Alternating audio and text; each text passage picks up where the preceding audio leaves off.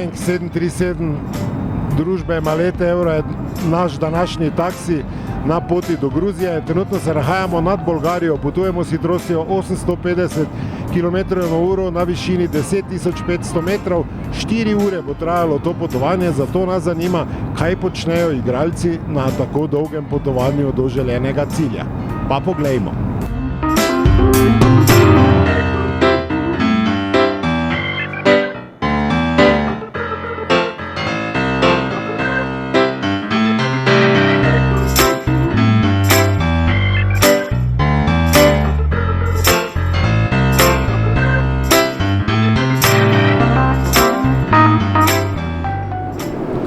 Aleksandar Rajčević je eden izmed tistih, ki na dolgem letu ne more sedeti.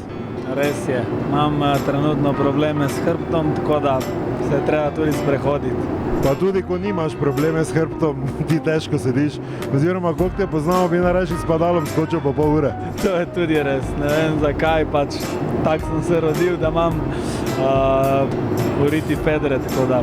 Ja, kaj smo, treba živeti s tem. Na Štajerskem pravijo, da imaš stršene vriti oziroma da nimaš mira. Kaj drugače delaš, ko sediš? Migam z ritko.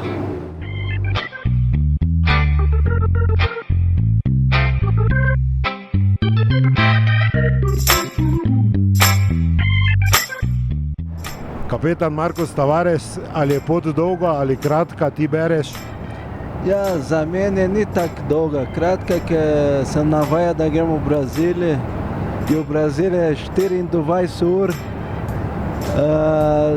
ampak še vedno imam knjigo v roke, se učim, pa tudi včasih se pogovarjam z igralci in uživam na tak potovanju. Če bi jaz rekel, da si ti edini danes na avionu med igralci, ki bi kaj mislil? Ki? Ti si edini, ki, ne ki bereš, edini, ki? Mislim, da je kratke pot. Ne to, edini, ki, glede na to, da gremo v Gruzijo? Ki sem igral v Gruziji. Bravo, Tava. Tava, ti si edini, ki si pred 9 leti igral v Gruziji. Se še spomniš te tekme? Ja, zdaj sem se pogovarjal s par igralcem in oni so meni kao rekli, da takrat je bilo 0-0 tam. Jaz tudi se spomnim takrat štadion, ki je bilo ni tako dobro, ampak mislim, da so renovirali in bomo zmagali. Jaz upam, da ti bo ta tekma v četrtek bolj v spominu ostala. To je to.